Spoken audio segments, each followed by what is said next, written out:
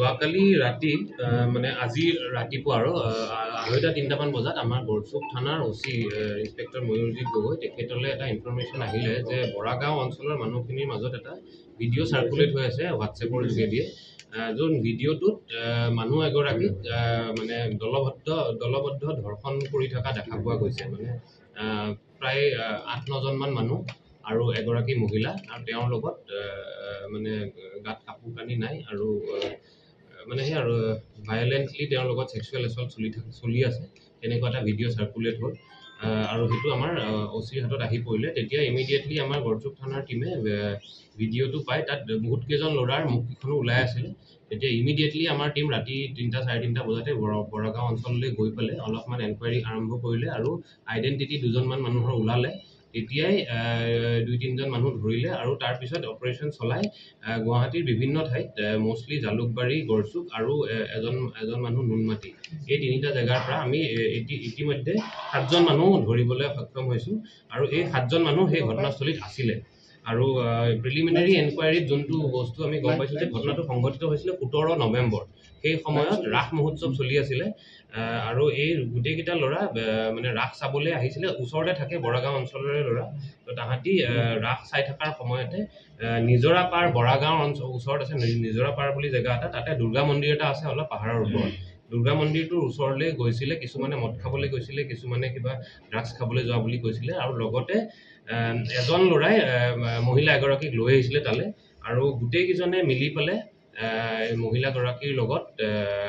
sexual assault কৰিলে আৰু gang rap কৰিলে আৰু লগতে এজনে ভিডিঅ' বনালে যোনটো ভিডিঅ' পিছত ভাইৰেল হৈছে আৰু ইতিমধ্যে আমাৰ হাতত আহি পৰিছে এই গোটেইখিনি যেতিয়া আমি পোৱা গ'লো মানে 7জন মানুহৰ 100% ইনভলভমেণ্ট আমি দেখিছোঁ আৰু 2জনমান মানুহ আমি পাইছোঁ নাম তেওঁলোক পলাতক হৈ আছে আমি আমাৰ অপাৰেশ্যন এতিয়াও বৰ্তমান চলি আছে আৰু এই মানে যথেষ্টখিনি এভিডেন্স আমি পাইছোঁৱেই আৰু এটা কথা খালি ভিক্টিম যোনগৰাকী মহিলা তেওঁৰ আইডেণ্টিটিটো আমি এতিয়ালৈকে ধৰিব পৰা নাই সেইটো আমি চাই আছোঁ যেতিয়া আইডেণ্টিটিটো আমি পাম তেতিয়া আমি এটা কেছ ল'ম বা যদি আমি বিচাৰিও নাপাওঁ যিহেতু আমি ভিডিঅ'টো পায়ে গ'লোঁ আমি এটা নিজাববীয়াকৈ এটা গোচৰ ল'ম আৰু আমি ইনভেষ্টিগেশ্যন ইতিমধ্যে আৰম্ভ কৰিছোঁ আৰু ফাৰ্ডাৰ আমি ইনভেষ্টিগেশ্যন চলাই আছোঁ যাতে কেছটো প্ৰপাৰলি আমি বিল্ড কৰিব ল'ৰাকেইজন গোটেইকেইজন 18ৰ পৰা 22 বছৰ তেনেকুৱাৰ ভিতৰতে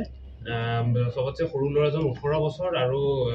সবতছে ডাঙৰজন 23 বছৰ তেওঁৰ নামকেইটা হ'ল এজন হৈছে কুলদীপ নাথ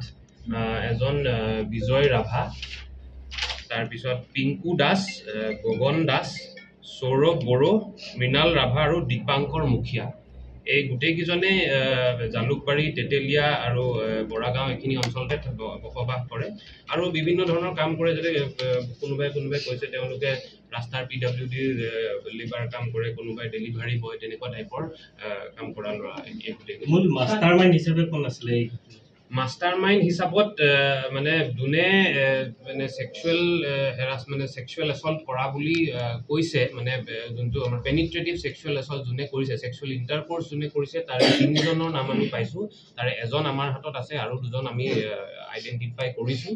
আৰু বাকী যোনজনে ভিডিঅ' কৰিছিলে তেওঁকো আমি পাইছোঁ আমি একজেক্টলি কোনে কি কৰিছিলে সেইটো এতিয়া ক'ব বিচৰা নাই কিন্তু গোটেইখিনি ইনভলভমেণ্ট আৰু গোটেইখিনি এভিডেন্স আমি অলৰেডি ইতিমধ্যে পাইছোঁ আৰু এইটোৰ লগত মানে আমি যেতিয়া গোচৰটো আমি ৰুজু কৰিম তেতিয়া গেং ৰেপৰ ছেকশ্যনছো থাকিব আৰু IT এক্টৰ ছেকশ্যনো থাকিব কাৰণ এইটো এটা অশালীন ভিডিঅ' এটা যিহেতু শ্বেয়াৰ কৰিছে আৰু মই এই সংবাদ মাধ্যমৰ দ্বাৰা এইটোও জনাব বিচাৰিছোঁ যে কোনোবাই যদি এনেকুৱা ভিডিঅ' পাইছেও ক'ৰবাৰ পৰা আহিও যদি কৰিছে কোনেও যাতে ফাৰ্ডাৰ এইটো শ্বেয়াৰ নকৰে কাৰণ এইটো এটা মহিলা এগৰাকীৰ প্ৰাইভেচিৰ কথা সেইকাৰণে আমি কোনোবাই যদি পঠায়ো কাৰণ এনেকুৱা ধৰণৰ ভিডিঅ' শ্বেয়াৰ কৰাটো এটা অপৰাধ আৰু কোনেও যাতে এইটো শ্বেয়াৰ নকৰে বৰ্তমান আমি 2জনৰ নাম পাইছোঁ কিন্তু ফাৰ্ডাৰ ইনভেষ্টিগেশ্যন আৰু যদি ওলাই তেতিয়া পিছত তাৰে ভিতৰত এজনে এই ছোৱালীজনীক লৈ আহিছিলে মানে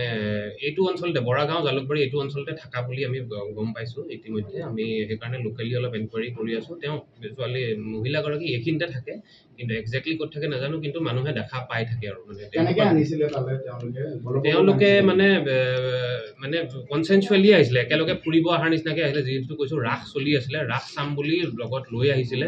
আৰু এজন যোনজন মানুহ তেখেতৰ ঘৰলৈকে লৈ আহিছিলে তাৰপিছত ঘৰৰ পৰা গৈ পেলাই সেই লোকেশ্যনটোলৈ গৈছিলে য'ত বাকী কেইজন ল'ৰাকো মাতি দিলে তেতিয়া এই ঘটনাটো সংঘটিত মুছলমান সম্প্ৰদায়ৰ মহিলা বুলি জানিব পৰা গৈছিল যি সময়ত এই ঘটনাটো সংঘটিত হৈছিল তেতিয়া কিন্তু কেন্দ্ৰীয় ঔষধ দেখিবলৈ পোৱা গৈছিল হয় সেইটো বস্তু আমি ফাৰ্ডাৰ ইনভেষ্টিগেশ্যনতহে গম পাওঁ তেওঁ বিবাহিত মহিলা নে কি মহিলা সেন্দুৰটো আমিও দেখিছোঁ বাৰু ভিডিঅ'টোত কিন্তু সেইটো কাৰ মানে তেওঁ কাৰোবাৰ যদি হেৰি ৱাইফ হয় সেইটো আমি পিছতহে গম আৰু স্থানীয় ৰাইজে কৈছে যে সেই সময় জেগাত খুবেই মদৰ আড্ডা ভাঙৰ আড্ডা এই ধৰণৰ এটা পৰিস্থিতিটো ভাল নহয় অস্বস্তি পাইছে এটা মন্দিৰৰ ভাৰতীয় সহযোগিতা কথা কৈছে মন্তব্য কৰিছে এইটো কথা দিনতে যাবলৈ তেওঁলোকে ভয় লগা এটা পৰিৱেশ বুলি মন্তব্য যিহেতু আমি খবৰ পাইছোঁ আৰু যথেষ্ট সেইটো দূৰত মানে পাহাৰীয়া জেগা আৰু মন্দিৰটো আছে আমি এতিয়া গম পাইছোঁ বস্তুটো আমি জেনেৰেলি আমাৰ তেনেকুৱা যোনবিলাক অলপ আওহতীয়া জেগা আছে চবতে আমাৰ অপাৰেশ্যন মাজে সময়ে চলি থকা যায় কিন্তু তাত গাড়ী চাৰি যাব নোৱাৰে বা মানে সহজতে যোৱা নাযায় সেইকাৰণে এভৰিডে যোৱা নাযায় এইবিলাক জেগাত কিন্তু যেতিয়া আমি যেনেকৈ খবৰ পাওঁ তেনেকৈ আমাৰ একশ্যনটো লৈ থকা হয় আৰু যিহেতু এতিয়া কথাটো ওলাই পৰিছে আমি আৰু ইম্পৰ্টেঞ্চ দিম ড্ৰাগছ মানে প্ৰায় যোনকেইজনক আমি ইণ্টাৰগেট কৰিছোঁ ৩-৪জনে মদৰ বটল লৈ তাত মদ খাব গৈছিলে আৰু ৪-৫জনে কিবা ভাং লৈ গৈছিল বুলি কৈছিলে তো মানে অলপ এডিক্টেড মানুহখিনিয়ে তাত গৈ পেলাই যায় বুলি আমি গোটেইখিনি ক্ৰাইম হিষ্ট্ৰী এতিয়ালৈকে আমি পোৱা নাই এতিয়ালৈকে দিয়া নাই যেতিয়ালৈকে নিদিয়ে আমি নিজাববীয়াকৈ গোচৰ মহিলাগৰাকী এতিয়া কি কেনে আছে তেখেতৰ স্বাস্থ্য